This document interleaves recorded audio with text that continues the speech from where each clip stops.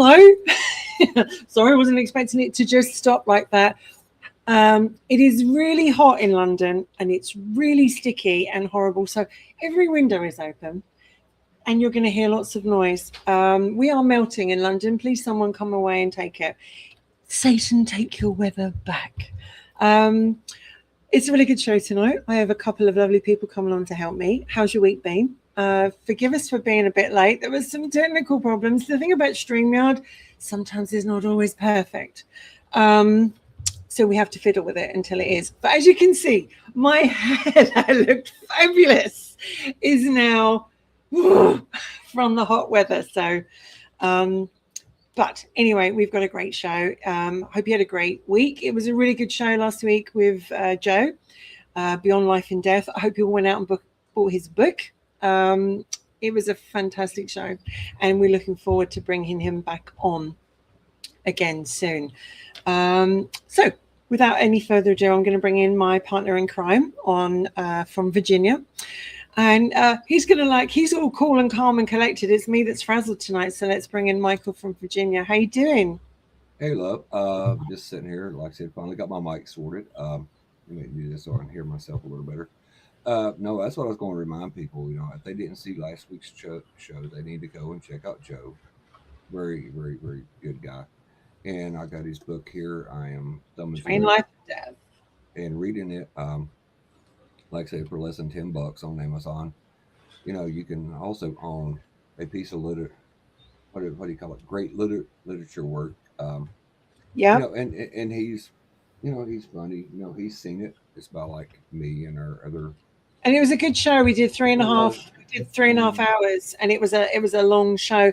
Tonight is a very different show, and the reason we're doing the show tonight is because somebody very close to me is being diagnosed with this condition.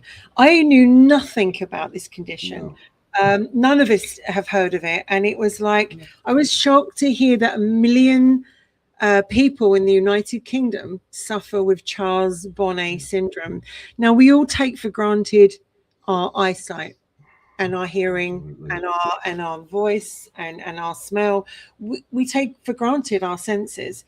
And the one thing, I had no idea about this condition, none. And so when it became apparent there was something happening and going on, literally when we were told what it was, we had to do a bit of research. And I thought it was really good if we did a podcast on it, because it doesn't matter whether one person sees it or 10 people see it.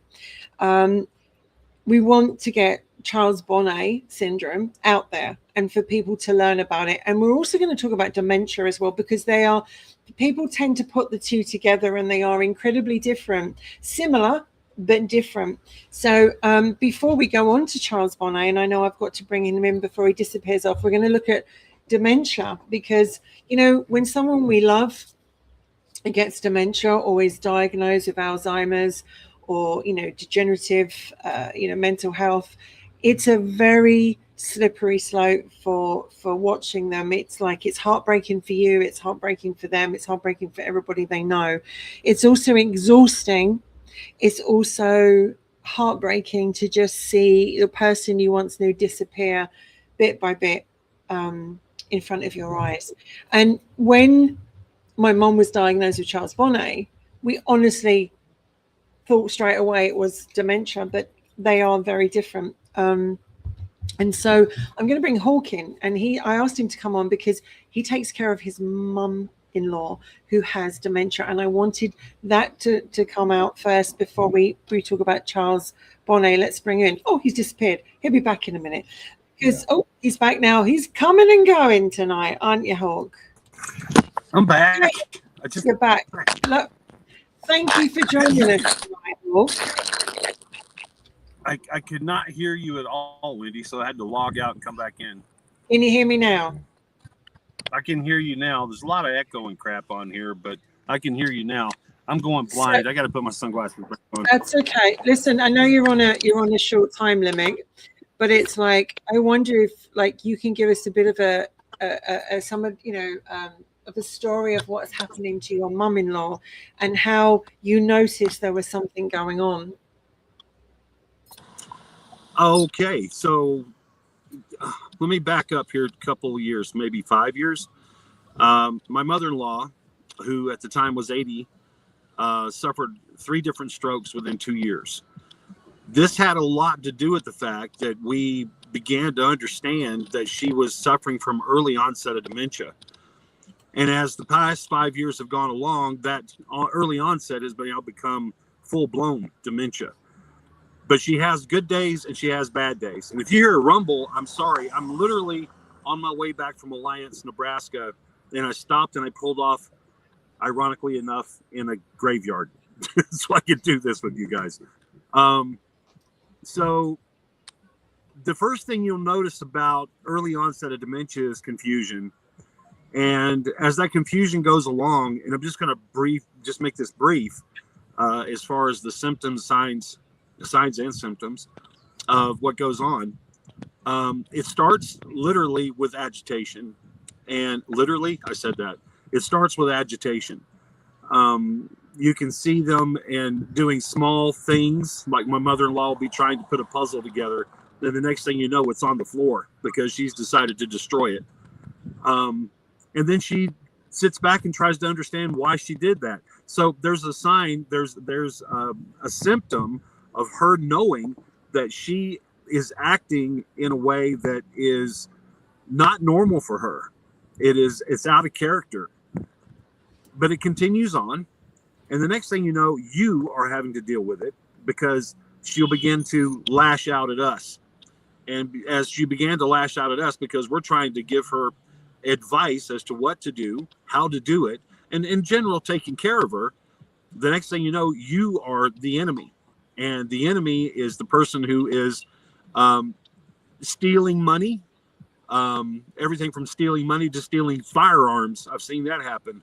And her not having any recollection of what happened or when it happened. It's actually crazy, the stuff that you have to put in. I hate to use that word, but it makes you crazy as a caregiver. Now, you're talking to me as a caregiver as far as taking care of this lady, and who's a wonderful person. She was a nurse her entire life in pediatrics, and I don't think anybody should have to suffer this because there's so little that is known about it as far as early onset Alzheimer's or dementia. And that's, I think, goes along with Charles Bonnet syndrome. There's so little known about it that people are confused. They take it for granted that they may know something or they may not know something, for that matter. And they think that they know everything there is to know about it. So I don't know. Am I answering your question? Because I'm looking at dead gravestones. So the thing is about dementia, it's very cruel because it strips them bit by bit. Right. And how long has it been since your mum-in-law was diagnosed to where she is today? 5-6 years. 5-6 years. And how bad is she? How is she doing at the moment? Not good. Not good. She's had another stroke. These are TIAs, or transient ischemic attacks. We call them they're called TIAs. They're basically part-time strokes. They happen, and within 24 to 72 hours, the signs and symptoms relieve themselves. But it still has an effect. And seeing her in the situation that she's in and watching her over the past 6 years decline has been rough. It's hard on you. It's hard on them. It's hard on everybody who is involved and people who aren't involved, like social services, things like that we've had to reach out. And there are no social services. Let me just go ahead and make this abundantly clear. The more you find yourself being a caregiver, the more you start looking for resources, because there are none. Yeah. You don't know the answers. You don't have a support team. You don't have a support mechanism to help you get through with dealing with this person having early onset Alzheimer's or dementia, or just flat out dementia or Alzheimer's. There's nothing for you as a caregiver. Now, I know I changed the subject, but I want to make this clear. This is the reason why there's no serious study going on about this, because it doesn't affect enough people to make somebody get off of their butts and say, okay, we're really going to look at this. We're going to provide social services or services for people that are find themselves in a caregiving situation. This is the status quo, and unfortunately, it's probably didn't answer your question, and I know I kind of didn't, but at the same time, you have to understand that the lack of support goes hand in hand with you having to take care of them and it making you nuts because you can't reach out to somebody else and say, okay, I need this or I need that. Sorry, that's something that we've discovered with Charles Bonnet, because we didn't know what was happening and what it was, and social service have been so unhelpful. And they just said you can pay for help if you need it. We're not going to offer you any. I've had to call people like Vision, particularly Sutton Vision and places like that to actually get more advice. And the thing is, you do become a caregiver, and it's so frustrating from a parent or a child or a sibling or a partner. You're watching the person you once knew and loved being affected by an illness or a condition, whichever way you want to, a disease, whichever way you want to put it, stripping them bit by bit and taking their confidence. That's something that I've watched a lot.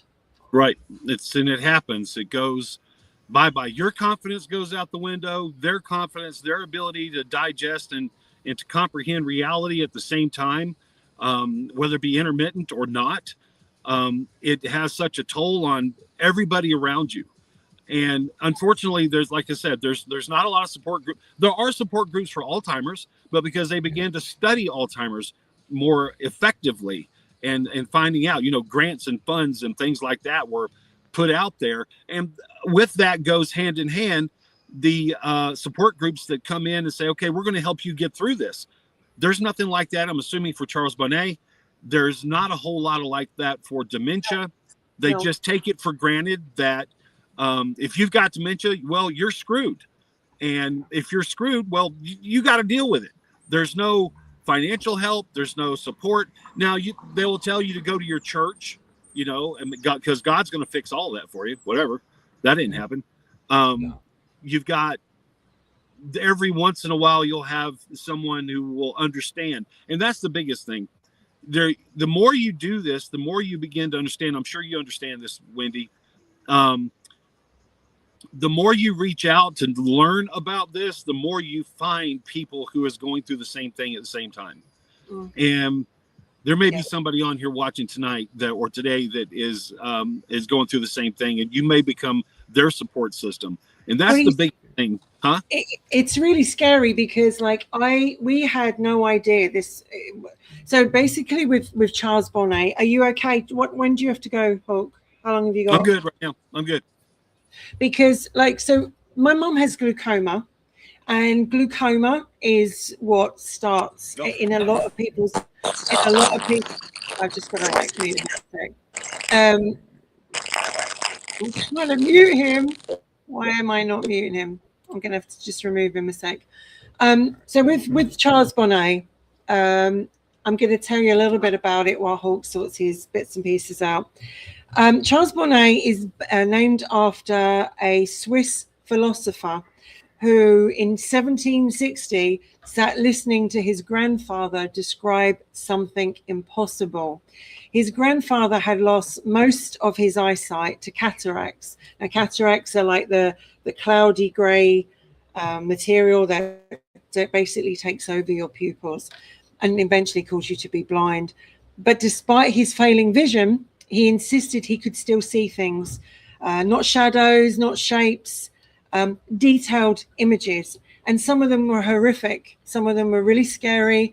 Some of them were people standing in rooms. They were birds, patterns moving across the wall, entire scenes like a video being played out in front of him. And the strangest part of this was he knew they weren't real. He knew that this is impossible. This could not be happening. And at a time when mental illness was poorly understood and hallucinations were associated with being mad and you would be put into a mental asylum, Charles Bonnet became fascinated by what his grandfather was experiencing, and he documented the symptoms. unknowingly becoming the first person, imagine that, the first person in the entire world to describe a condition the medical world would later name after him, by watching his grandfather really, really suffering from him.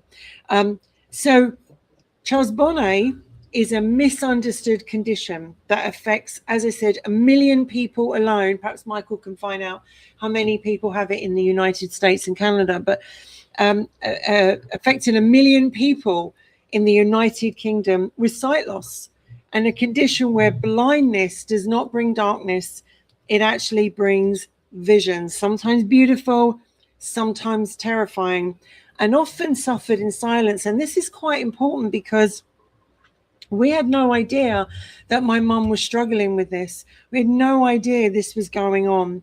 And it wasn't actually, and I don't think she kind of knew what was going on either. It wasn't until actually I came home one night late, checked on camera, and saw my mum in a position where she was chatting, and I asked her what was going on.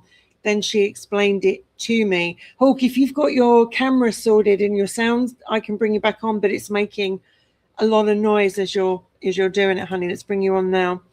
So we had no idea what was going on with this at all. And I honestly said to my sister, we're going to take mum to the doctor because there's something going on.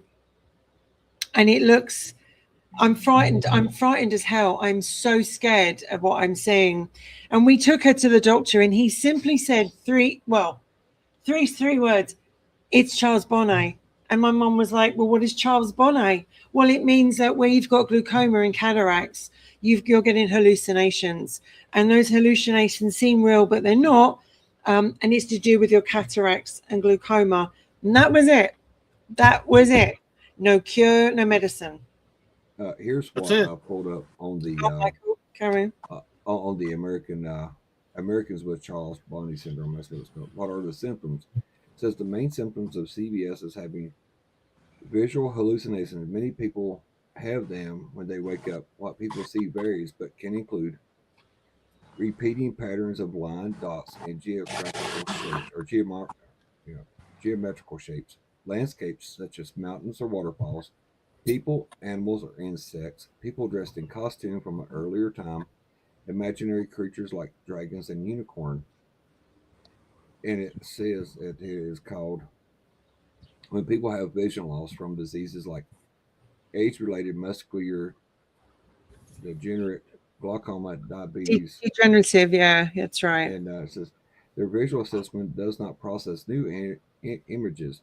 Without virtual data coming through the eyes, the brain fills in the void, making up images or recalling restored images for what you to see. This is what causes visual hallucinations as CBS.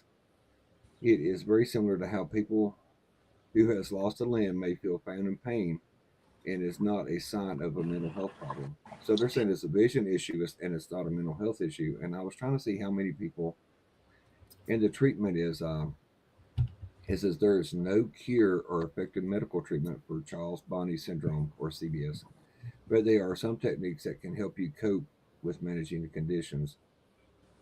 And it says you need to talk about your hallucinations, tell people what you're seeing is not really there, change your environment, and it says, use your eyes and rest and relaxation. I've seen it, Hog's seen it, helping out with your mom. There's not a whole lot of relaxing or relaxation for her, and some of the visions that she has told me about and Wendy about is horrific, and it's like, no, it's not there, but you don't see what I see. And but now that she's dealing with it better because she's kind of understanding that it's not there. But I get it, the visions of the places and like the Great Hall. She said, "Oh, I'm in a beautiful hotel." I'm like, "No, no, Mom, you're here." And she's like, "Oh no, but you don't see it. All these people are dressed up so wonderful and all this other stuff." And I'm like, in reading this, I have looked. It's And really scary because you think like she's got dementia, because some of the symptoms are so similar. And the thing is, when I was talking to Hawk and about dementia, and he was saying, "My God, very, very similar, but it isn't. And what we must make it clear that sometimes these two conditions can overlap. Sometimes people can have both conditions. Yeah. Some people may not. But it's like you must, if someone's, excuse me, telling you that they are having hallucinations and this is absolutely going on, you got to like listen and try and get them support with this, because we were told there is no support group. There's the ESME Society, ESME Society. There's no phone group. You know, you've got to like email, you've got to ring the Blind Society, or you've got to ring Sutton Vision Society. And then I rang them and tried to get information and help for my mum. And literally it was like, we've got a waiting list of like 3 months. It could be up to 3 months before someone actually comes through and talks to her. Meanwhile, she's coping this on her own. And I joined the Charles Bonnet Facebook group, and there's some wonderful people on there who are it's affecting their relationships, it's affecting their mental health, it's affecting their life, it's affecting their job, it's affecting their sleep. They can't watch television, they can't go to the cinema. And the other thing is, my mum has to have every single light on in the house at night. Every light has got to be on in the house at night, because unfortunately, when we didn't know all the symptoms of this, my mum turned the hall light off, and she absolutely came out, and they went and flooded her, and she was so taken back that she fell, and she couldn't get up, and she was in the pitch black. She was terrified, and they had all these I'm going to take Cork off here because he's just sped, all these visions coming at her, and she couldn't do anything about her. How scary to be in the house on your own and you cannot get up, and at the same time you've got all these visions beaming and leaning over you because your eyes are playing a video. What it is, the brain, it cannot cope the fact that it's not being able to see because the vision is failing. So it's sending videos down to play of something, and you have no idea, and you're juggling it. My mum was traumatized by that, and I don't think that's changed her. In a little way, it's changed her in a huge way. And I think Michael would see that because he knew her before and knew her after, right? Absolutely. Carlene says she can hardly hear me. I was going to ask her, Carlene, can you hear me better? If you can, put a thumbs up in the chat. I can hear you. Yeah, she texted me and said it. But there's a resource. It's called the Lighthouse Guilds International, and I have their phone number that I would like to give out. And for anybody, it's 1-800-284-4422. And perhaps we can put it in the comments as well. Put it in the comments. And the link is www.lighthouseguild.org. And I just found that out when I was like trying to see how many people in the United States is affected by it, and it brought it up because we looked into it. I remember the night; it was very traumatic for your mom, and she's like, they shoved me down. How like mentally debilitating is that if you're afraid to go out? Yes. And something that is not there. And like I said, and she's still, holding on to that. And she told me, she said, I don't trust my home no more. I've been here for many, many years, and it's the home for her cat and her other, her cats. And she's like, there's people standing at the foot of my bed, and stuff like that. And I'm like, no, Mom, they're not. She said, but you don't see what I see. I'm like, I'm trying to see what you see, but there's nobody there. And she's like, oh, but yes, they are. And I'm like, no, they're not. And I'm like, I would tell you if somebody's there. And it was like. But I think also that, when we first saw Mum, I mean, you and I both said, oh my God, we thought it was something else. And that's why we were bringing Hawk on, bring up about dementia, because dementia, I'm just going to bring up some of the difference between the two, because Hawk talked about some of them. Yes. And I just want to bring up some of that very, very quickly. Charles Bonnet syndrome is a primary link to losing your sight and being blind and having visual impairment.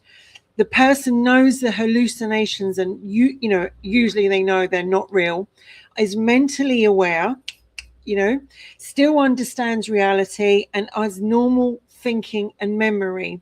And the hallucinations happen because the brain is trying to compensate for lost visual inputs. So the visual part of the brain becomes overactive and it's no longer receiving enough information through the eyes. With dementia, like Hawk was talking about, dementia affects memory, thinking, reasoning, personality, understanding, behavior, because the brain itself sadly is deteriorating.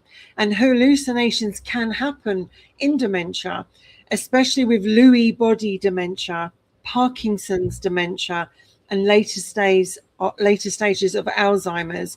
And the hallucinations comes from broader brain dysfunction rather from vision. So with Charles Bonnet, the reason why they're having hallucinations is because they can't see. Yeah. And the brain is sending videos and images down to compensate, which are coming as hallucinations. And even with the light on, and I'm going to bring a picture in here. Let's bring Michael and I up here so I can. Oh, where's he gone? There we I are. put some pictures here so that people can actually see. Let me just bring this up. All right. I was going to say while you're doing that, I talked to her one morning, and it almost put off things like dementia. She was confused. She thought she was going to school. She thought she had to go sort out some packages like for the post office. And I guess with my heavy Southern accent, and I asked her, I said, "Mom, do you know who this is?" "Oh, you're Michael, and I need to get this done." She recognized who I was, but she did not recognize because of all the confusion.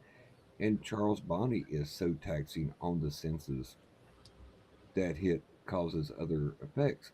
But then it was like 3 or 4 hours later, she was with a doctor that came in, and it wasn't the same woman that I had talked to at 4:30 in the morning my time. And I stayed up so I could see her interact with the doctor, and she was funny, she was witty. Some would say, a tad bit cheeky. You know what I'm saying? And I'm like, no wonder the doctor. I'm like, this is not the woman that I seen at 4:30, and it breaks my heart because But I love mom, this and picture here, Michael. Let's just show this picture. My mom yeah, says she often looks out the window yeah, and she sees pictures like this. She sees people trying to climb in the window, people trying to do the garden, yeah, beautiful images outside. And this picture describes it immensely that you and I cannot see them because yeah, our vision, thankfully, is good. But people with Charles Bonnet do. And also here, spiders. Now, my mum has seen oh, insects and spiders crawling, and that is horrific for her. She's also been really creeped out by somebody in the room and not feeling like she's on her yeah. own, No, and things that are moving. And it's like, I don't think anyone who's got normal vision can understand and appreciate how scary this must be to go, oh my God, there's a bug, get rid of it. Or, and there's no bug there, or there's somebody outside. And I think that my mum, who knows I'm doing this show tonight, she was like, please tell them I'm not crazy. And I'm like, we know you're not oh crazy. no, but for her age and all she's been through, she's pretty damn witty. You know what I'm saying? And she's still pretty sharp. And I tell people that I know she's not crazy. I've known her for 4 years. I've had hour-long conversations with this woman, and even at her age now, because she just had a birthday, and she went for a ride in the Impala. And Wendy told me before the show not to, be careful because and when I say this, I don't try to offend nobody. I know what I've been through watching mom suffer like this, because she's one of the kindest, gentlest women I've ever met. And it's like on Mother's Day, it brought me to tears because she's willing to adopt some strange American guy that she met because what I'm saying. And I tell him, this woman survived World War II. You know what I'm saying? Being bombed and all this other stuff. So so she's been through some shit and she's held up. And this here caught her off guard and it put her on the back of her heels. and and it is heartbreaking, and some of the things are really horrific, like Wendy said, and she has called Wendy and said, "There's all of these American guys in their army uniforms marching down my street. Oh, ain't they pretty?" And I think that came back from her as a little girl, watching the soldiers come home from War II. Oh, they got ladders looking in my windows. Oh, they're handsome men. Or the people that was, and I first thought she's talking about like elves or something. She said, "Michael, oh, they're tidying up my back room." I'm thinking, oh, well, we're not that far from Harlem. Maybe it's the little people. Or there's a naked man standing at the foot of my bed. But Or I there's think people in my bed. And I'm like, wow, I think when it first happened, I think everyone with Charles Bonnet, I think when it it was a first shock. happens, they're kind of like, what is happening? What is this real? And now she's had it for some time, and Absolutely. we've because no one told her apart from 3 words. It's No. Charles Bonnet. She did not know what was happening to her. No one gave her any hints about. And her doctor said to her, his words actually was, I have a nursing home and I have lots of people having it. You'll be fine. You're as sharp as anything. She had no clue, and it was I had to go and do some research. I spoke to Yeah. Sutton Vision. I spoke to the Royal Blind Society in the UK, and they told me some tricks to try, where blinking and moving your head from side to side and distracting yourself. And now she can say, I know it isn't real, but I can still see it. And for me, it is real. For me, it is scary. And the difference is with dementia, the person will believe it completely and may become confused and distressed and may lose awareness of what is real and what isn't. Where with Charles Bonnet, which can exist without dementia, imagine having dementia and Charles Bonnet, which would be horrific. Um, someone who's still mentally sharp, fully aware what's going on, and still have vivid hallucinations because they're losing their sight. And many CBS sufferers are frightened to tell others because they label being mentally ill, they fear being told they have dementia, they fear losing their independence, so they keep it quiet, they keep it silent. And my mum told me that she had kept it quiet for a long time. But it is important to stress that these two conditions, dementia, Charles Bonnet, can exist together.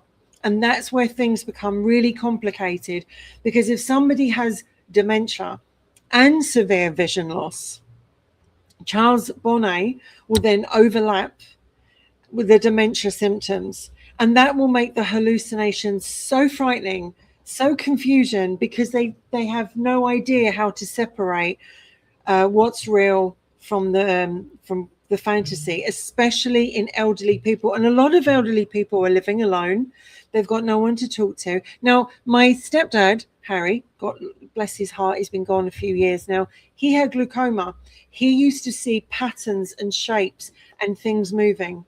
And we didn't know, but he had probably Charles Bonnet as well. And Absolutely.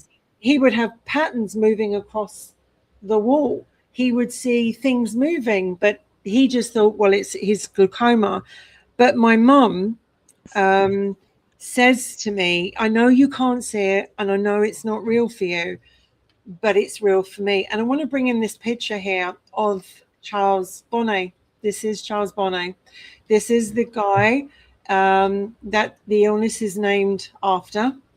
He lived from 1720 to 1793 in Switzerland. A philosopher, naturalist, and a pioneer in understanding the human mind. Thanks to this gentleman and him writing down about his grandfather and seeing the hallucinations and writing down, this condition actually has a name now.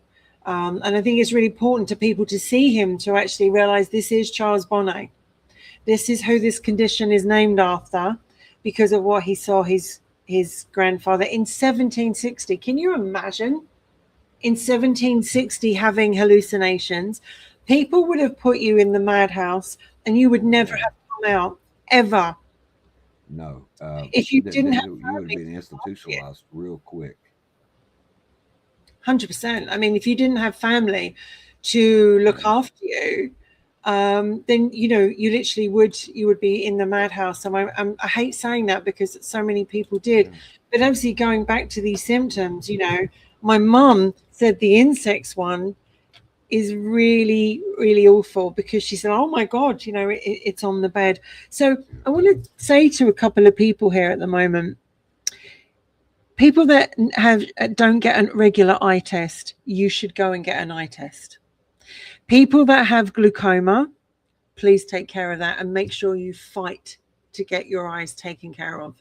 If you have cataracts, now my mum had cataracts for some time and she was terrified to have the operation because all her life she's been scared that if she has an operation on her eyes and if it goes wrong, she will go blind, and she's terrified. So she's been too scared to have it done. Sadly, that has helped the Charles Bonnet get worse because glaucoma and the cataracts are two major, um, the symptoms of why they happen. And I don't know about you, Michael, but I can't imagine. And my mum lives on her own; she's awesome, Yes. but I can't imagine living on my own and having to cope with ill health and age and everything. And on top of Yeah. that, I'm having to have hallucinations and realizing, is this real? Is this person really real Um, in I my just looked room? up. Yeah, that's what I'm saying. I just looked up what you asked, and for how many people in America that has what they call CBS. They and I don't like the fact that they abbreviate everything. They do it with words that hurts people's feelings. And it's like it went from shell shock to what I'm saying, and people soften language, so I can understand Hawk's frustration when he's talking about it. It says, okay, I want to read this right from their website. There is no exact figure for the number of people with Charles Bonnet syndrome (CBS) in the United States, but the estimate indicates that it affects about a million North Americans because CBS is largely underreported out of fear of being labeled mentally ill. The true number may be much, much higher. And that's written from my doctor. And it says key stats: vision loss impact. It is estimated that CBS affects roughly 10 to 30% of individuals with significant or bilateral vision impairments, which is most both eyes. As eye care settings in the general U.S. op- optometry settings, the syndrome is found in about 1 to 2% of patients. Demographic is it primarily affects the elderly, which meaning the age between 70 and 85 due to conditions like age-related muscular degenerative cataracts. And I have been diagnosed with pre-cataracts or whatever when you're married when I went to the eye doctor. That's when I got my bifocals, and he's like, "Oh, how do you want your bifocals?" I said, Well, "He said I you, need you bifocal." definitely Right? I'm like, "Yeah, need to get your cataracts done, okay." but they And then won't it actually says, do your and cataracts until they get to a certain point, because that's the mm, thing. Like when you first get them, they won't get rid of them. You have no, to wait no, till they no. get They to a call certain it point. pre-cataract, and Yeah. my eye doctor, she's really sweet and she takes care of it. And it says, what is Charles Bonnet syndrome? CBS causes individuals with significant vision loss to experience vivid, silent, complex visual hallucinations. Again, people, animals, pattern, landscapes. The definition, the defining feature separates it from a psychiatric disorder. Dementia is that the patient retains complete insight and they know the hallucinations are not real. Why is it underreported? And this is the big one that I read earlier. Many patients remain silent about their symptoms because they are afraid that seeing visions mean they are losing their mind.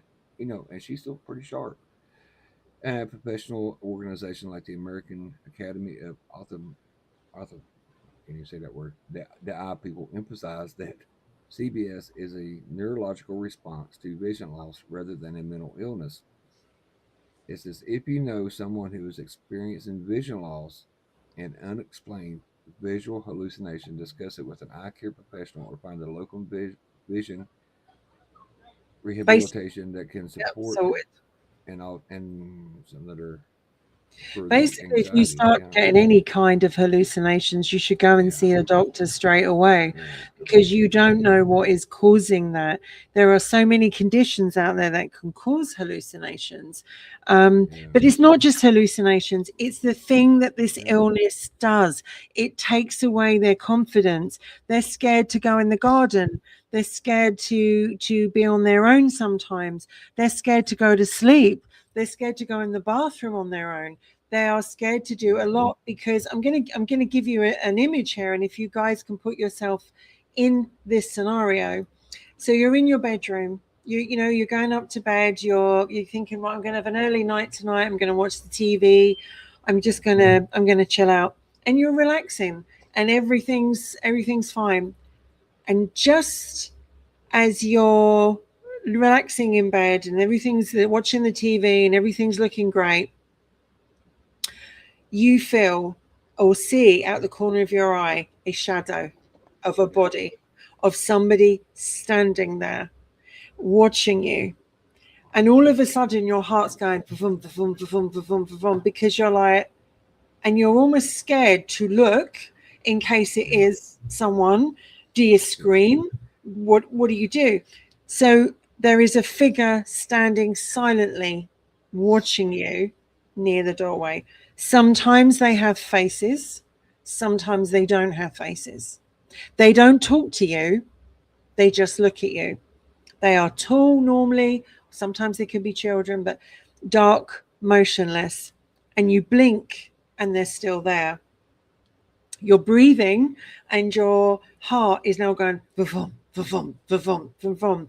And you're terrified. What the hell is this? And you're like, you get out of bed. Who are you? What do you want? Get out of my room. What are you doing here? And you could scream, you could throw things at them, and the shadow still stays there. It doesn't go away. And you're thinking, oh my God, is this a demon? Is this a burglar? Has somebody broken in? Yeah. It is terrifying. And then you shut your eyes just for 1 minute and maybe count, breathe, whatever. And then the figure is gone. That's just some of it. What about when the teddy bears move? What happens when the cat has someone's trying to attack the cat? What if you go in the garden, and the moment you go out in the garden to put your washing out or do a bit of gardening, you're surrounded by hundreds of people around you, and you're like, who are all these people? And you have to go back in. What happens when you're in a car park, in a supermarket, and you're waiting for someone who's popped in to get some milk, and you say, oh no, I'll wait here, and you see someone standing by the car watching you? It is terrifying. It is so scary, and this illness is not talked about. How many of you people who are watching this at any time, and please leave a comment for us down so we can see this in a later date, how many people know or have heard of Charles Bonnet syndrome? Because I would say that more people have heard of dementia than they've heard of Charles Bonnet. And I think that we need to talk about this a lot more.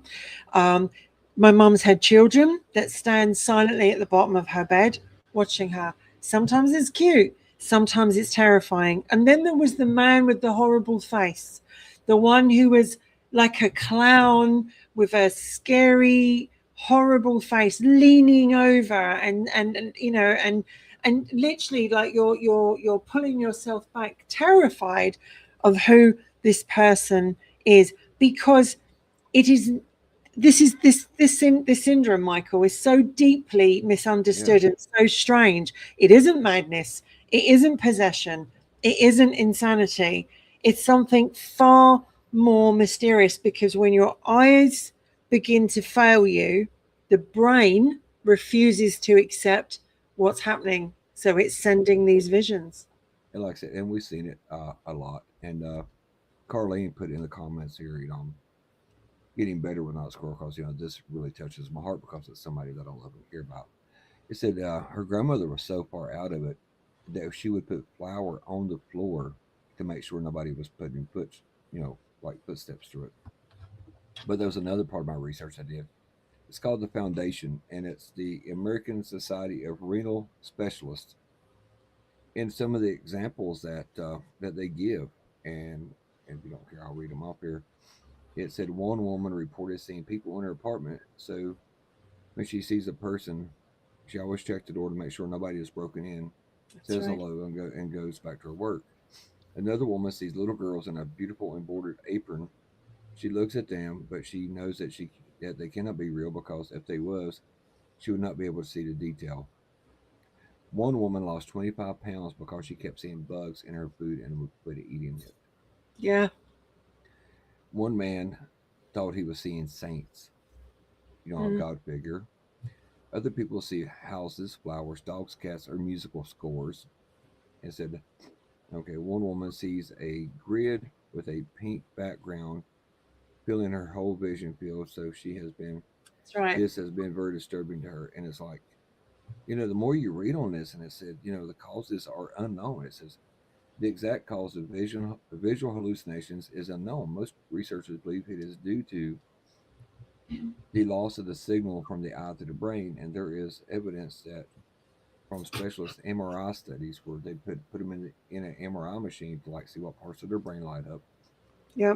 That the signal is normally inhibited nerve activity in the brain, and when the signal is absent, there is a more spontaneous spontaneous nerve activity in the part of your brain that makes hallucinations. I didn't know that they could like pinpoint the part of your brain that puts visions in your head.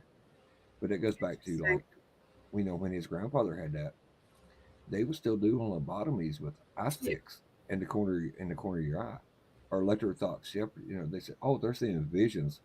Oh, let's just hook the electrodes up. Give them a few But currents running through them." it must have been terrifying to Yeah, have it this did. in back then, because I know my mum, it's affected her Yeah, socially and also emotionally. Um, Not so much mentally, but I definitely would say that she's become she's more wherever cautious. wherever you go, whatever Yeah, or whoever you're with, whosever house you're in, um, yeah. they can be there, and she knows that they're not real, but it's still like sometimes it's got so bad that she'll lock her bedroom door, and I'll be Oh, like, yeah, oh, this is your brain, they'll just write, your yeah. brain will just bring them through it, but they Absolutely. become isolated, withdrawn. My mum has Uh, definitely become, she won't go in the garden, she won't garden, no, sometimes she has been scared to be alone, scared to sleep. yeah, She sleeps with the lights on. I mean, that's something that's really absolutely. taken from her independence, because Yeah, you go to bed at night, you want to turn the light off and go to yeah, sleep in the dark. She says, I have to sleep with the light on now. I have to yeah, put the lights on at 3 o'clock in the afternoon. I've got the lights on. We have to make sure that the electricity is always working, and yeah. everything's, because if there, and the worst thing is, can you imagine if there's a power cut? If there was to be a power cut and my mum has no torches near her, God forbid, Yeah, she's going yeah, to be in pitch black, and her sight's going to go hallucination, hallucination, yeah, throw, and it's going to be terrifying. And she's going to be trying to grab her phone, trying to call somebody. She could fall like she did before. It's a very scary thing, and family members, and I've been guilty of this. We all have gone, come on, it's not that yeah, bad. You can do it, because until you understand how bad it really is, yeah, they feel that people are going to judge them. They're going to be laughed yeah, at. They're going to be your dementia. You're going crazy, and you'll lose your independence. And my mum was terrified that people would think yeah. she was going mad, and she's It, not.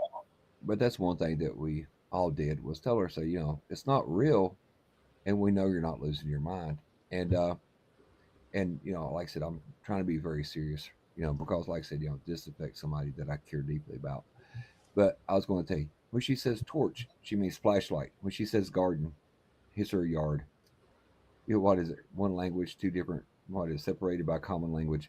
Mm. No, and like I said, and a little humor, and that's what I've always tried to do with Wendy's mom, is have a sense of humor with her and keep things light, because sometimes they say laughter is the best medicine, and it's hard for me to be, as cheeky as Wendy would call it on the subject because it it Serious. bother, it is and it bothers me to see her going through this because, like I said, this woman said and told me stories of the Great War and of her dad and his horse and the cat and the chickens and all this, and like I said, she's in there and I've seen her get up in the middle of the night because we got cameras that we can watch, Mom. And a lot of people's like, well, you're invading her privacy. Well, not really. You know, uh, I want to Well, make because sure she's we fine. You know need what I'm to see saying? if there's not a power cut, It's it. for Or instance. there's not somebody in there. And like I said, probably the only joke that I have that I can laugh about now, well, other than the man that was naked at the foot of her bed, I was like, look, grab a hold of it and twist it, Mom. He'll leave. She's like, are you sure? I was like, if I'm standing there naked and somebody grabs me and twists, I'm getting the hell out of there. And she swore up and down to me one morning. I was in trouble because somebody had broken her home and left something in her commode.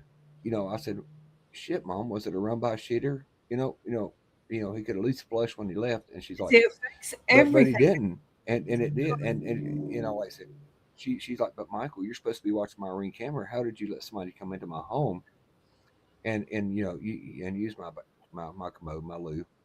And she said that they didn't flush. Then again, I asked her, I said, Mom, what took you so long? Because, we watch her at night. And said, what took you so long to get there? Oh, there's a queue of women that was all using my bathroom. I had to stand and wait. And I thought, that is so bad that you think in your mind that you got to stand in line and wait to utilize your own facilities. And I told her, I said, look, tell them to get the hell out of your way. Tell them to go piss in the street. This is your bathroom. And you're 89 years old and you need to go use the bathroom. Tell them to fuck off. And she's like, well, I didn't know if they was real or not, and I didn't want to be rude. And I thought, well, bless her heart, she still didn't want to be rude to these people who was impeding her at 3 o'clock in the morning to go pee. And I thought, I would not be that gracious of a host, real or not real. And I'm like, no, I, I'm I thinking, watched bless her. some news, and it was a couple of people from Northern Ireland talking about Charles Bonnet, and they were Yeah, saying that they are so frightened sometimes. They put yeah, chairs by the doors, they put locks on yeah, the doors, and they actually say to someone, "Can you go in and check? There's nobody there. yeah, Can you go in?" They're checking rooms repeatedly. yeah, They avoid marked mirrors, they avoid dark spaces. yeah, And some become so emotionally drained from constantly trying to work out, is this real? Is that not real? yeah, It's exhausting. Now, I can relate to that because my mom will say to me sometimes, when you go up, see if those people are still there? And I said, Mum, I'm not going to be able to see them mm, because my eyes, thankfully, are a lot better. So you could come up there and they may not be there, and they may be there. But she was like, it's really physically, like her sleep has been affected. The sleep has been absolutely. affected. Heart rate has gone up and down. She has really had reduced confidence. Like she won't even go into some places at nighttime. She'll like, no, no, no, no. And the thing is, the saddest irony about Charles Bonnet syndrome is that the person is often mentally aware enough to realize something frightening is happening to them, but they don't know what. And they're like, did I eat something? Is this a migraine? Yeah, Am I having an yeah, episode? Um, and it doesn't just affect your eyesight. It will affect your confidence, safety, independence, peace of mind. Imagine seeing things that no one else can see and only you can see them, and they're right here at you or behind yeah, you, while still trying to know in your mind that they're not real. yeah, Imagine having to deal with that, or the fear that no one's going to believe you and laugh at them. Um, but there are some cures. I'm not saying cures, but things that might help get rid of that vision. Um, you're not powerless. You must hold on to that. I keep saying this to my mum. Mum, they cannot take your independence from you. no, You mustn't let them take that from you, because at the end of the day, these are hallucinations. These are your brain causing this. You are in control of this. She said, well, it doesn't feel like it. no, You've got to give someone a lot of love and reassurance. and you're not going mad.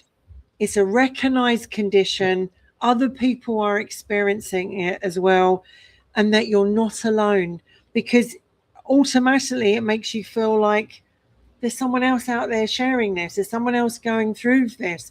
I'm not alone. And also, you can put your lighting on, like we say, put lighting on. So if you've got a room in the house, or you've got part of the room that's dim, put a light in it. Leave the light on all night. In rooms that you don't use, put the lights on. Yeah. Put lights on when you're alone. And have background stimulation like television, music, because my mum is worse when she's on her own. If my mum spends too much time on her own and the television's not working, or the Alexa's not playing the music, she will get worse. Like she's having that episode tonight. The television's not working. And no matter what she's doing, they're not going away. The other one that Michael and I tried to teach her was the eye movement technique, where you blink repeatedly. I'm doing it here. Look, blink repeatedly, and you move your eyes from side to side, and you look directly at the hallucination, or you change focus, you distract yourself, or you stand up and move out the room. Well, that's great, but what happens when you want to go? You know, you want to go sleep, or you want to go to the toilet. So blink repeatedly, move your eyes from side to side, look directly at them, change your focus, direct as in how you're looking at something. Distract yourself, stand up and move room, because the brain's visual processing gets interrupted. And also, if you know someone who's got this, being alone, silence, loneliness can actually, I mean, Joe actually said to me a very interesting thing. He said, when I was doing the job, when I was a paramedic, we would get called to a lot of people that live on their own, and they had Charles Bonnet. So they do wonder whether also there could be isolation and not have silence that could actually make something like this occur. Who knows? So make sure that they've got something to hear. Now, my mum can't read. She used to read a lot. So now she needs to listen to something like an audiobook, or music or television or radio, or have social interaction, conversations, because they will all help her. And I realize I'm doing a lot of the talking here, but because it's my mum going through it, I'm trying to get the symptoms down here. And also treat the underlying eye condition. If you have cataracts and you are offered cataract surgery, I know it's scary. We're all scared. Have the surgery. Have it done. Get really good glasses. You can have eye injections. I'm not quite sure if I'd be up for that, but you can learn more about that. Vision aids, improve your eye care. We take our eyes for granted. I don't wear my glasses as much as I should do. And I know that when I wear my glasses more, my eyesight, when I take them off, they go, oh my God, put them back on. And sometimes when you wear your glasses, it improves your sight. Put them on, Michael. Yeah. It improves your sight so much, it will decrease the hallucination. Also, stress. If you're under a lot of stress, if you're not sleeping, and my mum can't see as well. So imagine having a glass with tablets in like this, and you have to take those tablets that are in the glass, and you're picking them up, and you're like, have I taken enough tablets? Have I taken enough? It's really scary. Or Lord forbid you drop one and a beloved pick gets a hold of a heart pill or something. And I was looking here when you was talking about the symptoms, and like I said, I'm sitting here being quiet because sometimes the best thing you can do is be a good listener. Because people with it and their support network sometimes are having a real shit day, and they need to vent.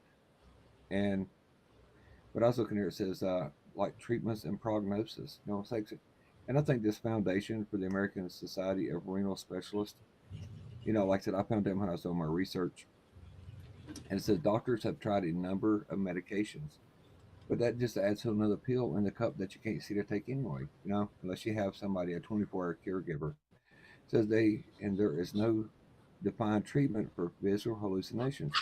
Many people may improve over time, however, the hallucinations can go on for months and years. Blinking and closing your eyes help some people with CBS, while others finds it's beneficial to improve their lighting and have more social interactions.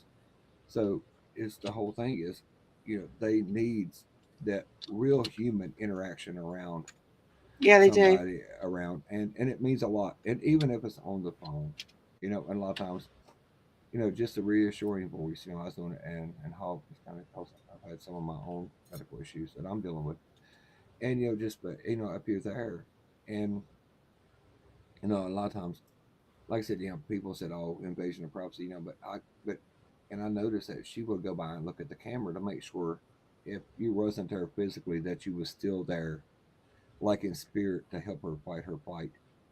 And like I said, her and her cat, that thing's an angel. That poor old cat catches a lot.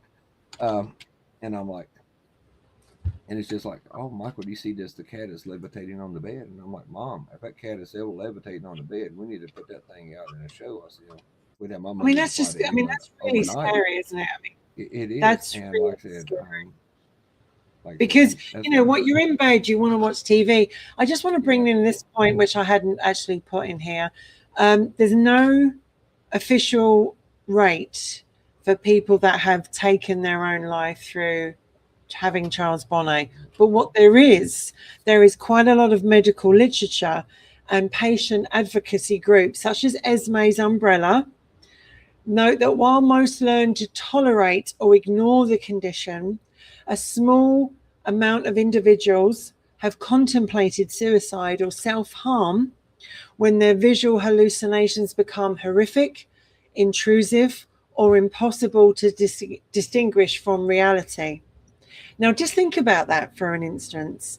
You know, um, it is so bad, is affecting you so much that you're like, is this it? And what if I do have surgery and it doesn't improve? The other thing also I wanted to bring up, what if you're in a relationship?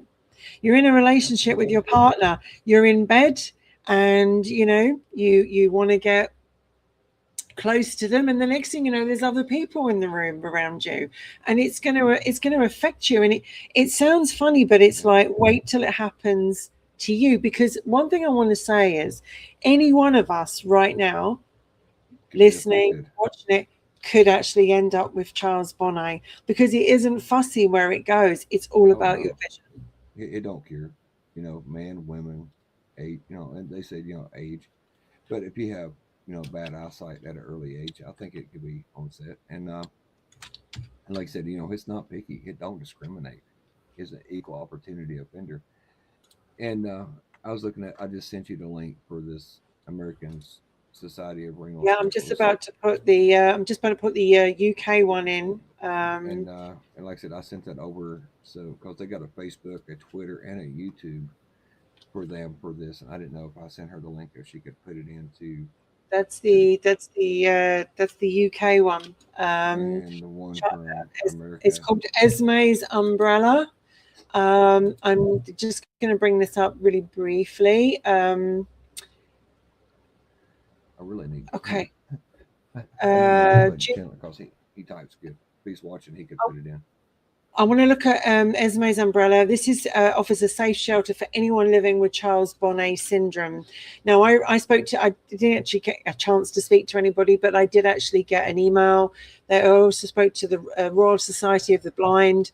They know quite a lot about this. And one thing I learned is that there's a lot of it going on, and no one is actually talking about this. You don't see it on the TV, you don't see it on podcasts, you don't see it on but it's like, people need to realize that even if your electrolyte imbalance isn't good, it can make your Charles Bonnet worse. I never knew that. Medications that can actually cause it, sometimes people think, well, maybe you've got a water infection. Sometimes you having a water infection can actually give you hallucinations. It can. So they need to check you for things like that as well. You'll need to have eye drops. You'll need to have regular eye checks as well. But isolation is one of the worst things, because it will make the hallucinations go, oh, hang on a minute, you've got no one to talk to, you've got nothing to do. We're going to make this happen. And I think that's what happens in a lot of cases, especially when my mum's concerned. You know what gets me is, and everybody on that watch Wicked Women, if they haven't, if this is their first time watching it, me and Wendy both are huge animal lovers. And when I say this, I'm not saying screw them, but you see all these commercials, Save the Whales, ASPCA, but you don't see anybody looking after the elderly with a vision impairment or whatever. And if anybody doubts how much that we are animal lovers, as you can see, that one is sound asleep right there behind me, and the other one is asleep on the couch. So when I say that, you know what I'm saying? It's like, and I'm not saying, that don't take care of your whatever, but, I would like to see a little bit more information and a little bit more, I guess, energy or compassion put in to our elderly people who are suffering, Yeah. Such horrific shit. And, and I said, to be Western, and I know we're not real political, but, some of that might change, like when you said, because next week, if you don't think, we love our pets, my country, my dog, it might be a little more, And I said that one thing that I would change about Western civilization is some of the other cultures that in my travels and seen, they take care of the grandparents, the great grandparents, aging mom and dad. And it seems like here, you know, I've seen somebody in the comments, I'm trying not to squirrel and go off topic because, like I said, this is dear to me.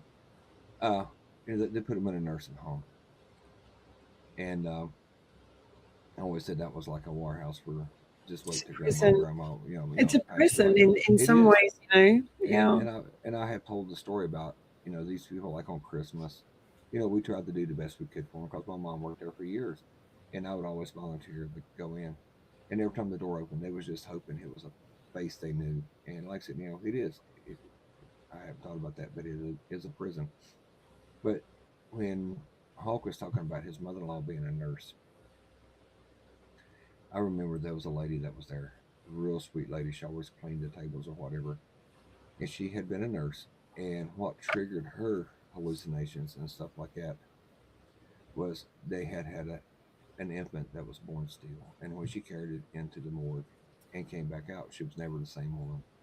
So I guess and we don't look at that. People in healthcare, they think, "Oh, I'm invulnerable. It'll never happen to me." Here's his mother-in-law. She was a nurse, and now she's fighting, probably the worst fight of her life. And that's like the lady that my mom worked with for a long time. That was it. I got people in my family, nurse, she's fighting her own vision problems, and she actually gets the shots in her eye. And I thought, They're really painful. and Uh, that's what she told me. And I told her, I said, you got a bigger set of stones than me because they do it right in the center of your eyeball. So my I mum said, had she just had an eye injection, and I watched it, and I almost collapsed on the floor. One thing I want to say, like, if someone in your family, if one member in your family has Charles Bonnet, please don't mock them or dismiss them and go, "Oh, stop it, you're nuts." Reassure them, ask questions. Don't be aggressive or argue. I've been guilty of that. When I first saw my mum, I absolutely had no idea what to do, and it frightened the hell out of me. Try and stay calm, and instead of saying that's not real, say, I know that feels real, or I know that felt real to you. Are you okay? Um, because I think that's a very strong thing. My mum will say, I know it's not real, but I just want to tell you about it. And, she'll call them the buggers, or she'll call them the weevils, or she'll call them those people again. What I wanted to do with this podcast is that bring awareness, whether you're watching it from the UK, whether you're watching it from America or Canada, anywhere in the world. And also, whenever you watch this, Charles Bonnet syndrome is a real condition. It doesn't just affect the elderly. It affects all kinds of ages. It affects relationships. It affects people's health, people's confidence, people's lives, people's jobs. And the same time as that, dementia and Charles Bonnet can actually intermingle with each other if you have both conditions. But Charles Bonnet is also very different to dementia. Very good point. Get them to write it down. That's what Carl Jung did. Very good point. My mum said to me the other day, maybe I can write this down. Maybe I could make a book out of this. And I actually thought, what a movie that would make. And actually, I read somewhere, and I need you to check this, Michael, that Robin Williams had Louis dementia. And he had hallucinations, and I'm sure he did. What And was if that? it's Louis Dimension? Lewy, Louis dementia, and I absolutely think I read somewhere that Robin Williams was having hallucinations through having Louis dementia, which is another form of dementia, which yet again can be crossed over with Charles Bonnet. And as we know, we lost, sadly, the actor Robin Williams. Did he have? I'm sure he had Louis dementia. God, it's so hot over here. I'm so sorry. I'm melting. Let me just put this in really quickly. Louis dementia. I'm sure he had it. Let's just check. Robin Williams. Let's have a look. Come on. Bring it up for me. Here we go. Yeah, Robin Williams. He had Lewy body dementia. And for years, people believed he was struggling with depression, anxiety, addiction relapse, and possibly Parkinson's disease. But after his passing in 2014, doctors discovered something far more devastating inside his brain. He had severe Lewy body dementia. Is a progressive brain disease caused by abnormal protein deposits called Lewy bodies. And yet again, hallucinations were really, really common. And apparently, how it affected Robin Williams, he was terrified, confused, struggling mentally and physically. Experienced, can you turn your microphone down there, Michael, because I'm hearing it? Experienced severe anxiety, losing control of his thinking, and unable to understand what was happening to him because he had a form of dementia, but he was also having hallucinations as well. And, you know, it's a horrible thing when you look back to Robin Williams and how wonderful that man was, how talented, how creative, how intelligent he was, and how an illness came along and took his confidence, his sleep away. He just didn't know what was real, what wasn't. He was confused. And it's like Charles Bonnet, dementia, Lewy body dementia, all these things can come along, and you've really got to be understanding about them, because for the person going through it, it's terrifying. I was reading a case report here, and and people don't know how bad that it can affect certain people. Can you hear me? Okay, because I turned Yeah, my I can mic hear on you a now. little bit. Yeah, yeah. It said, like I said, some more of the research. It says an 85-year-old Mister, and they give him initials IA, has been managed for bilateral glaucoma at the eye clinic of the University. I can't pronounce that word. Teaching hospital for about 7 years. He has been clinically blind with no light precipitation, without without any improvement of his vision activity. He has been in supportive care for more than 3 years. His 71-year-old wife had noticed he frequently hit imaginary objects with his guide stick or walking stick, for which they had quarreled several times previously. That goes back to your relationship things, because she don't know why he's whacking at stuff when he sees it, and he's legally blind. He subsequently reported to one of his sons, a civil servant in a state capital, who thought his father might be having a mental disorder, arranged for him an appointment at a psychiatric clinic. Mr. I.A. complaint was percentage of images and people in front of him, even though they was not talking. They was disappearing completely by complex body movement, including dancing, eating, and praying, raising their hands, bowing, kneeling, the way people celebrate their religious being. So He it's experienced.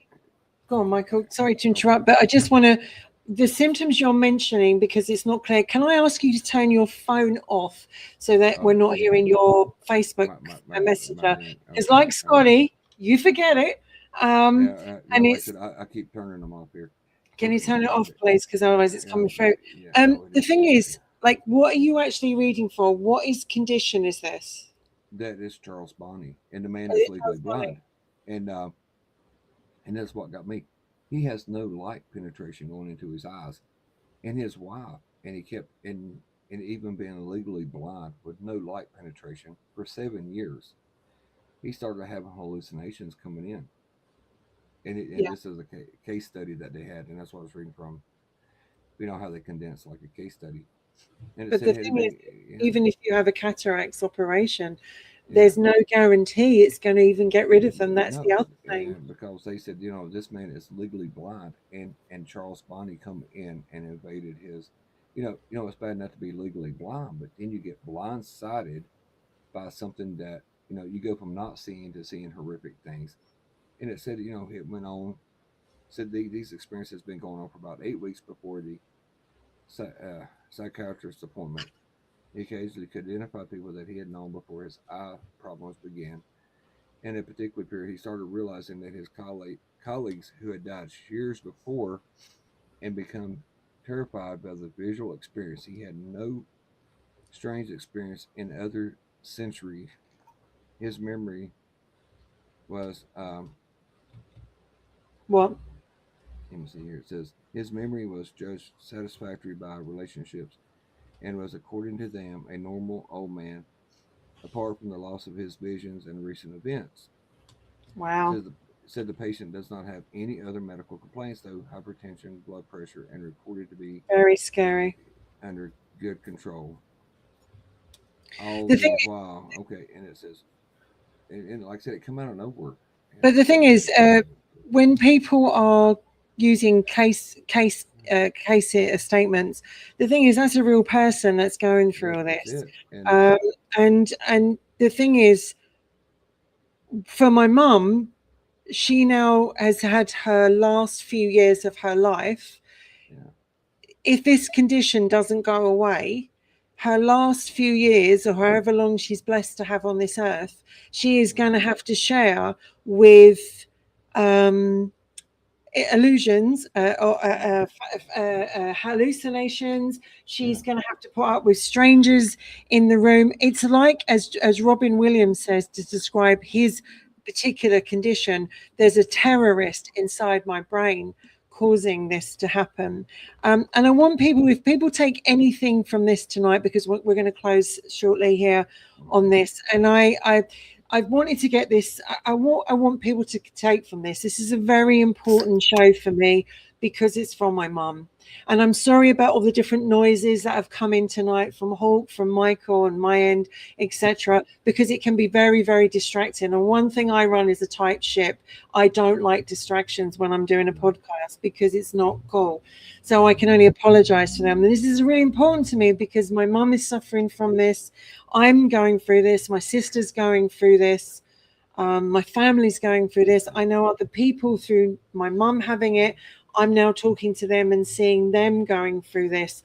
And it's very important that we give this credibility that tonight, somewhere in the world, someone is waking up or dealing with it and living on their own hallucinations and losing their sight, which is very, very scary.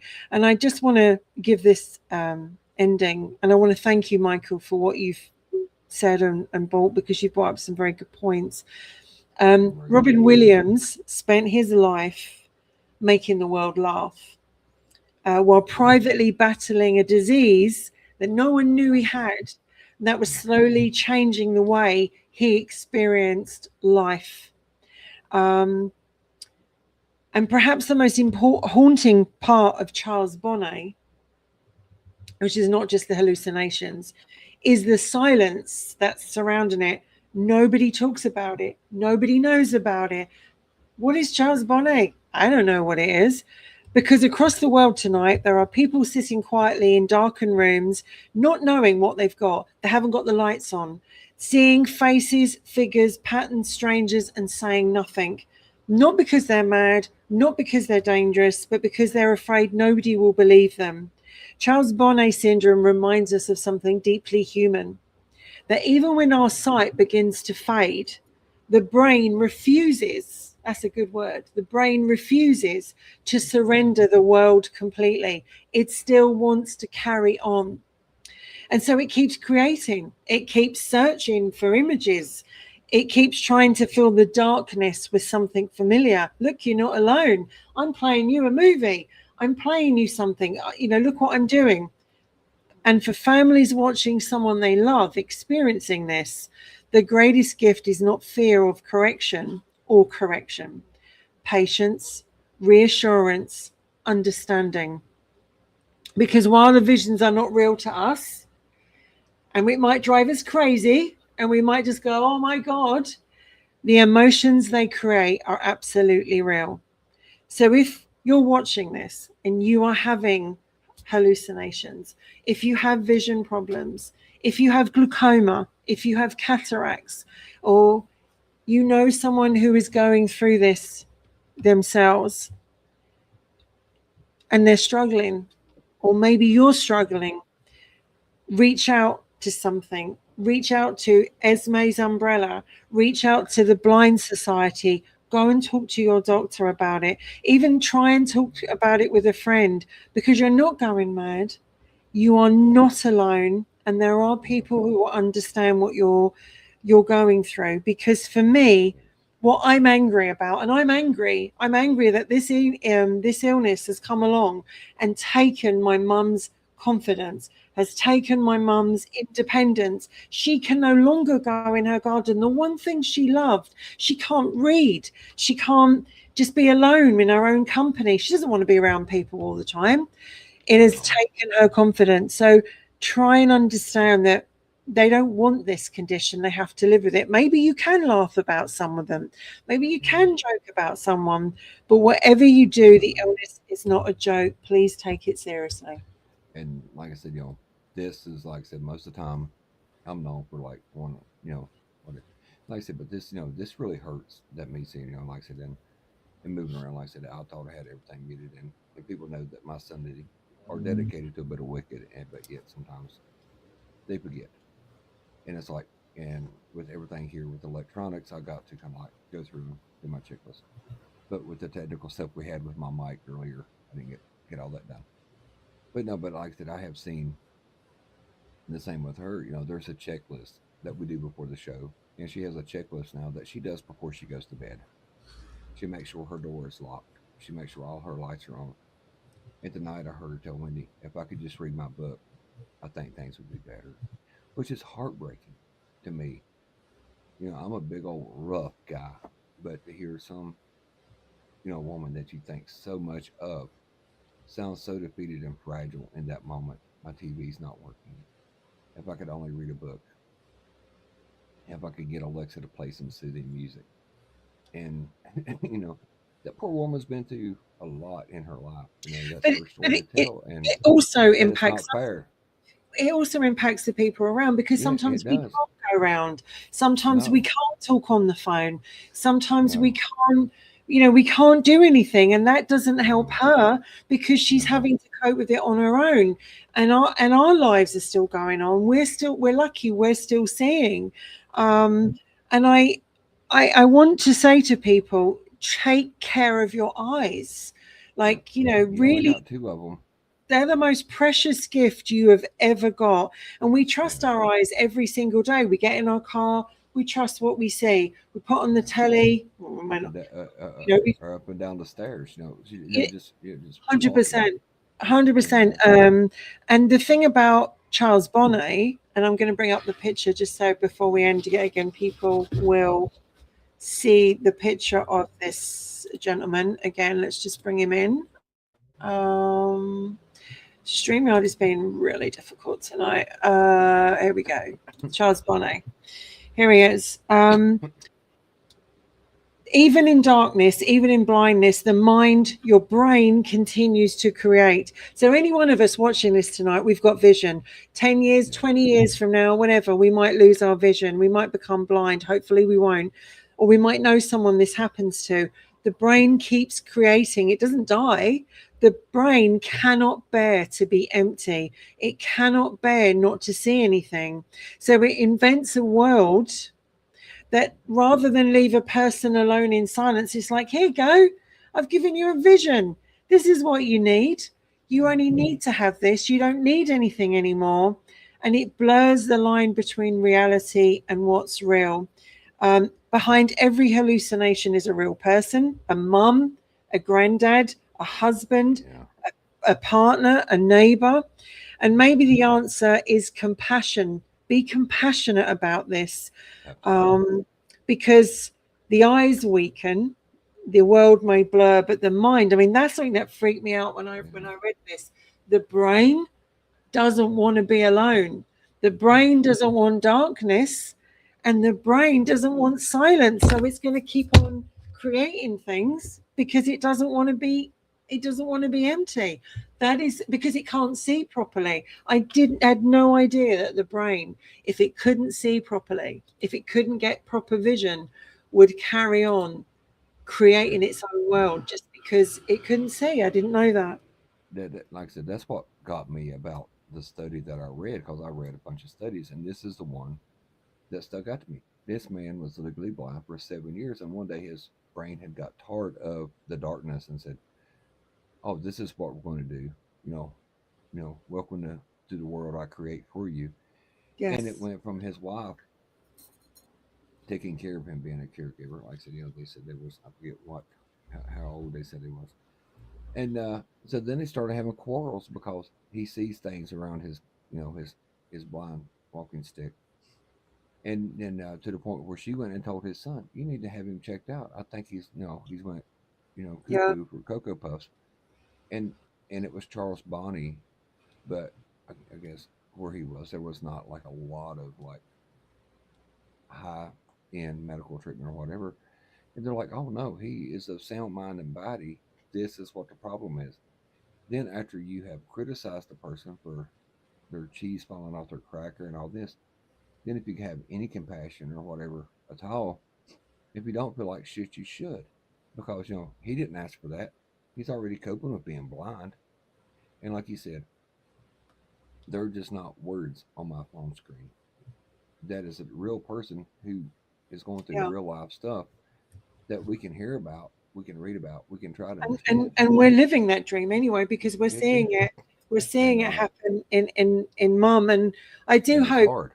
I It do is hope hard. that everyone takes something from this tonight. Please keep your eyes checked. If you have glaucoma, make sure your meds are up to date. If you have cataracts and you can have the operations, please do.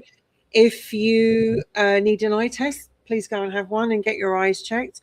Yep. If you know someone who is having hallucinations through having Charles Bonnet, or even if they're having hallucinations through another illness, please be compassionate. Please be compassionate. Please understand that they are very scared going through them. They don't choose to have them. They didn't ask for them. They're having to live with them. And just remember what I said with that word here, that line, which is just really haunting me, actually. The brain cannot bear silence. It can't see. It absolutely can't see. I hope this has made a difference to one person, or at least gets Charles Bonnet out there on YouTube, because we need to know more about it. And for my mum, tomorrow is another day. She had a really bad episode, which is why I'm a bit frazzled tonight. She had a really bad episode just before I came on. It's hot. It's humid. It's horrible over here, and that's why every window's open, and we're all trying to struggle with this. And now my mum having an episode just before I'm coming on. So at the end of the day, it does affect. But I really wanted to get this show out. Thank you so much for supporting. Please support Charles Bonnet. Please check out Esme's Umbrella, and Michael. I will put that link in for the American site as well. We do have a great show next week. I've tried to do different subjects for the month of May. We've been very lucky that Charlie Hall and Joe Kane joined us with two amazing shows. We have one that was actually postponed, and I'm going to bring up the banner for that. So let me just bring it up for next week. I'm looking forward to doing this one. while you're doing that, I want to show his book one more time. But you can find it Joe. on Amazon, Between Life and Death, Joe Kane. And it's like 349 pages. If he reads faster than me, you could probably read it in a night or two. Me, I've been thumbing through it for a week because I'm slow. And I've been And I'm actually in the book. I'm actually in the book. But this is going to be next week's show. This Country, My Dog.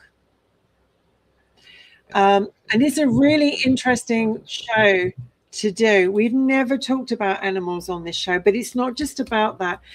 We live in a world and we live in a society where man's best friend for so many years, but that is changing. Dogs are not always being seen as man's best friend. Certain religions, certain societies, certain places, they don't want dogs.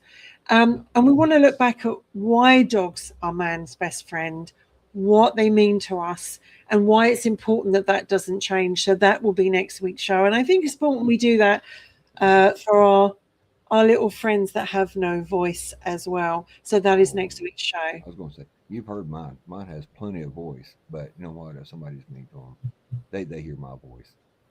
And like Well, I I'm said, looking forward to doing that. That will and be like I said, next right week. back here, man's best friend, right there. There's My and little, Ellen, my like little guy's struggling so much with the heat tonight. So yeah. apart from that, Michael, it's been good to share the show with you. Absolutely, love. I have to escape now because I have things to sort out here, but it's been good to I was be gonna with you say, tonight. honey, our thoughts and stuff. We're hoping you for cooler weather because I know the Brits can deal with a lot of things, but a bit of heat about brings the country to a standstill. We hate it. We're And not allowed it now. and she's like, only if I had an air con. And I'm like, you don't have air Yeah. conditioning in your homes there? Y'all are savages. Well, the thing is, we don't, and it's going to be 35 on Tuesday, which if you don't have, I live in a 3-floor building. Let me see what It's that is. so, I live above a shop, so all the air conditioning is going up, right? And the building's so hot, and my animals are really, really struggling. So much so that Huckleberry at, what is it, 10 to 11 at night is still struggling. So absolutely, Steve, there might be some special guests. Right, let's take you out. I'm going to take the banner off. Michael, thank you for joining us. Oh, love. I was going to give an update. It says right now that in London, UK, it's 74 degrees Fahrenheit, not Celsius. Because every time she tells me 34, I have to hit Google up, and Google eventually tells me what the temperature and freedom unit is that I can understand. But no, it is hot. Cause and when I say this, they're not used to the hot weather, and not and check on your relatives, your older people, just not if they have CBS or dementia. Dehydration is real, and it is a killer. And with the young people, old people, and pets, it hits quick, and it's irreversible. So keep an eye on your loved ones and your pets. And also, if everyone could like, share, and subscribe, you can see Wicked Women AAA on YouTube, which is probably where you're watching this. You can actually see Wicked Women AAA on Facebook as well. You can find us on there as well. It's been a lovely evening. I always enjoy your company, Michael. Thank you for joining us. Yours too. What am I going to? There it is. Let's take it out. I am trying to turn this off. My StreamYard tonight is actually freezing, so I'm having to keep coming back. It's got a mind. There you go. I'm having to do it a couple of times. All right, so let's bring up the music. Have a great week, everybody. Have a safe week. If you're in the UK, have a cool week. Look after your animals. Don't walk them in the heated in the heated daytime because their feet can't take the hot pavement. I was going to say if the asphalt or tarmac is too hot for your hand, it's too hot for their paws. Absolutely. That's why I'm getting up every morning, godforsaken early, and taking Huckleberry out. Thank you for watching us. Please share us. Please subscribe. Get our notifications. We will see you next week on Wicked Women AAA. Hope you enjoyed it. Michael, lots of love, and I will see you soon. Let's take us out. Come on, StreamYard. You can do it.